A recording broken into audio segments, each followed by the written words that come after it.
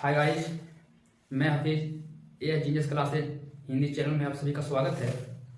आज हम लोग फ्रांसीसी क्रांति का अध्ययन करेंगे। 9th क्लास का हिस्ट्री का पहला चैप्टर फ्रांसीसी क्रांति। इसी चीज को हम लोग आज देखेंगे कि फ्रांसीसी क्रांति क्यों हुआ था, क्या रीजन रहा था, क्या कारण रहा था कि फ्रांसीसी क्रांति की घटना घटी थी। तो सबसे पहले देखते हैं फ्रांसीसी क्रांति कब हुआ था। फ्रांसीसी क्रांति 1789 में हुआ था। 1789 में हुआ था। क्रांति का अर्थ क्या होता है? सबसे पहले समझें क्रांति का अर्थ क्या होता है। क्रांति का अर्थ होता है बदलाव। क्रांति का अर्थ क्या होता है? बदलाव। बदलाव या फिर परिवर्तन। बदलाव या फिर परिवर्तन। बदलाव या फिर परिवर्तन। कहा जाता है कि जब जनता विरोध के माध्यम से अपने राज्य के शासक को या तो अपनी मांग को अपने राज्य के शासक को सत्ता से हटाने के लिए जब विरोध करता है, कोई मांग करता है, तो उसी को क्रांति कहते हैं। यानी हम लोग सिंपल में कह सकते हैं कि जनता जब राज्य के शासक को हटाने का बात करे, विरोध के माध्यम से हटाने का बात करे, तो उसको हम लोग क्रांति कहते हैं। तो हम लोग आज जो पढ़ रहे हैं फ्रांसीसी क्रांति। पहले फ्रांस की यह क्रांति एक ऐसी क्रांति थी जो बहुत ही महत्वपूर्ण है यह क्रांति। तो आज हम लोग जो पढ़ने जा रहे हैं फ्रांसीसी क्रांति, इसमें सबसे पहले हम लोग पढ़ेंगे कि फ्रांसीसी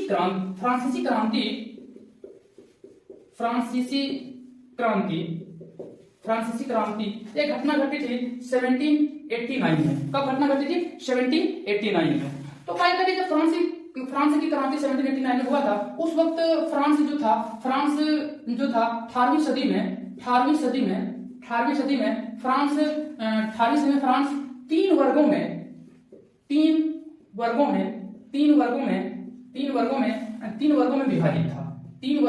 विभाजित था। पूरा फ्रांस उस वक्त 3 वर्गों में विभाजित था। तो पूरा फ्रांस उस वक्त 3 वर्गों में विभाजित था। उन वर्गों को स्टेट कहते थे। उन वर्गों को स्टेट कहा जाता था। ये स्टेट 3 वर्ग थे। जो पहला था वो था प्रथम स्टेट, और दूसरा जो था वो था द्वितीय स्टेट,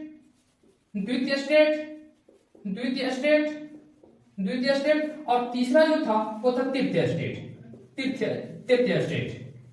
कहा जाता है, तृतीय स्टेट।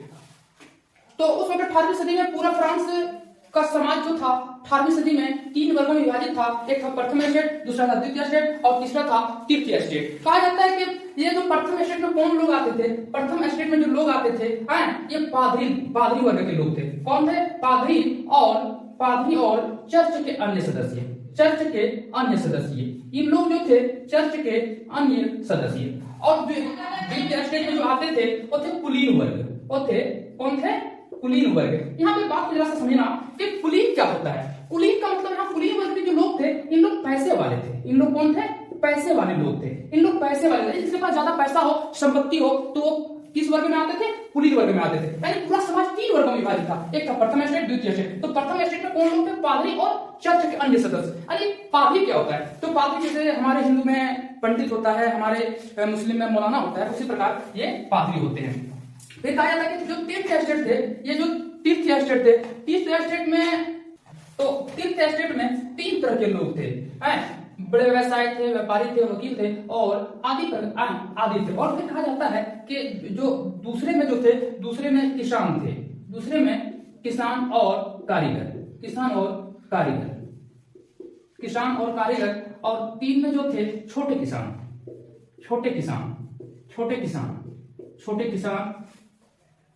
भूमिहीन मजदूर आदि। तो यहाँ हम लोग ये देखें कि जो 18वीं सदी में जो फ्रांस था वो 3 भागों में विभाजित था। ये 3 वर्ग थे, इनको स्टेट कहते थे। तो स्टेट जो तीन थे, प्रथम स्टेट में पादरी और चर्च के अन्य सदस्य लोग थे, द्वितीय स्टेट में कुलीन वर्ग के लोग थे, और तृतीय स्टेट में ये मतलब कि बड़े किसान, छोटे किसान, भूमिहीन मजदूर, वकील आदि प्रकार के लोग आते थे। तो कहा जाता है कि कुलीन वर्ग के जो लोग थे, इन लोग पैसे वाले थे। इन लोगों के पास ज्यादा धन या संपत्ति होते थे। तो कुलीन वर्ग में आने के लिए तृतीय स्टेट के लोग भी कुलीन वर्ग में आ सकते थे। यानी इन लोग के पास अगर ज्यादा किसी के पास पैसा हो जाए तो ज्यादा टैक्स दे करके या राज परिवार को खुश करके कुलीन वर्ग की सदस्यता ले सकता था। उस वक्त 18वीं सदी में फ्रांस का राजा लुई 16वां था। कौन थे?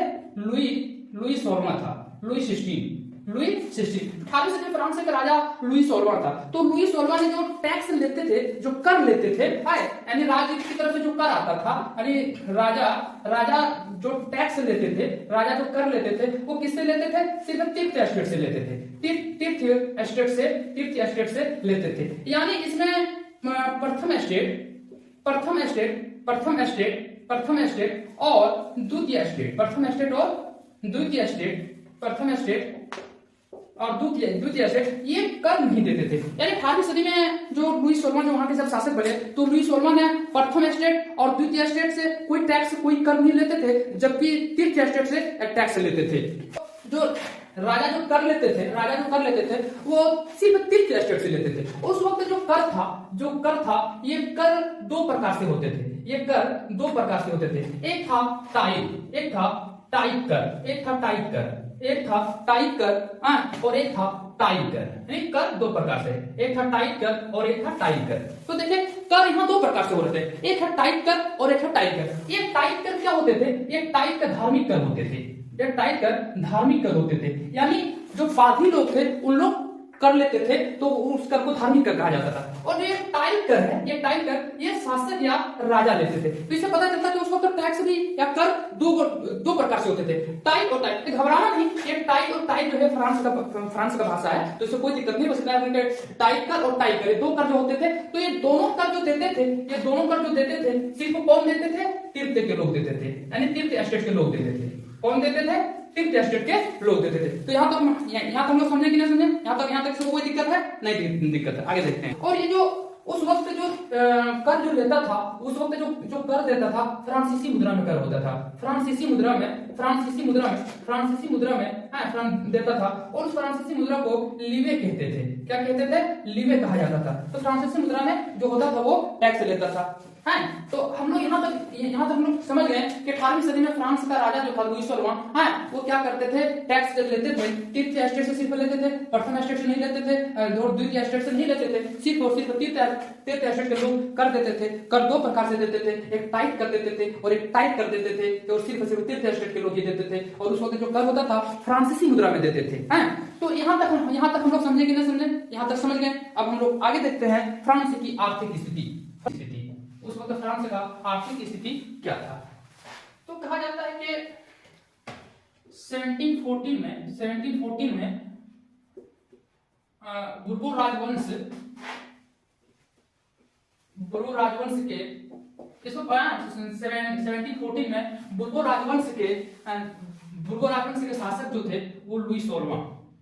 कौन था? लुई 16वां फ्रांस का राजा बना। यानी फ्रांस का आर्थिक स्थिति उस वक्त क्या था कि 1714 में बुर्बो राजवंश के शासक लुई 16वां फ्रांस का राजा बना। जब उस वक्त फ्रांस का जब वो राजा बने, तो उस वक्त फ्रांस का स्थिति बहुत खराब था। फ्रांस का स्थिति बहुत खराब था। जब उस वक्त फ्रांस का शासक लुई 16वां जब बना, तो फ्रांस का स्थिति उस वक्त बहुत खराब था। क्योंकि फ्रांस में लंबे समय तक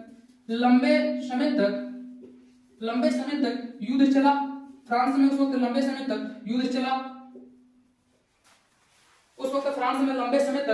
चला। और जिसकी वजह से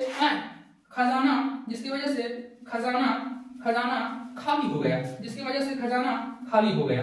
यानी फ्रांस का आर्थिक स्थिति वक्त क्या था कि 1714 में बुर्बो राजवंश के शासक लुई 16वां फ्रांस का जब राजा बना, उस वक्त फ्रांस की स्थिति बहुत खराब था।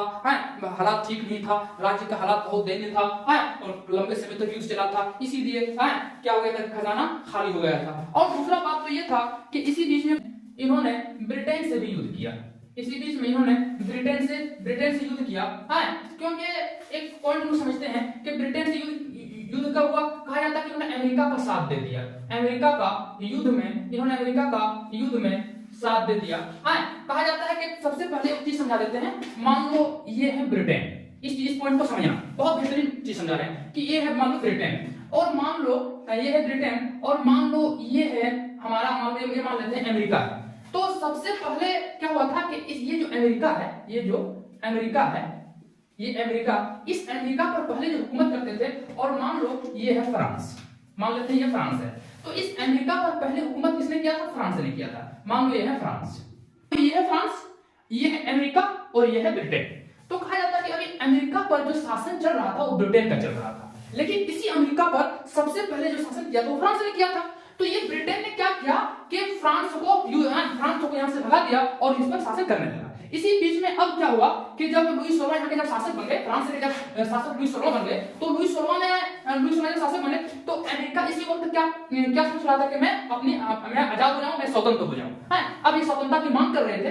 तो फ्रांस ने देखा कि अमेरिका स्वतंत्र होना चाहता है, तो इन्होंने क्या किया, अपना बदला ब्रिटेन से लेने के लिए अमेरिका का साथ दे दिया। यहाँ तक बात समझा कि नहीं? यहाँ तक बात क्लियर है कि नहीं? जिसकी वजह से कहा जाता है कि फ्रांस ने अमेरिका का सपोर्ट करने के लिए सैनिक सहायता और अन्य संसाधन, जिसकी वजह से कहा जा सकता है कि इसकी वजह से फ्रांस लगभग बहुत कमजोर हो गए। यहाँ से उसके खजाना खाली हो गया है, यहाँ से उसकी आर्थिक स्थिति और गड़बड़ हो गई है। तो हम लोग आज जो देखें फ्रांसीसी क्रांति जो आज लोग पढ़े हैं कि फ्रांस में आर्थिक स्थिति क्या था, वहाँ के लोग के हालात क्या था, ठीक है, यहीं तक रखते हैं। हम लोग मतलब कि पार्ट 2 में यहीं से हम लोग आगे क्लास ले जाएंगे।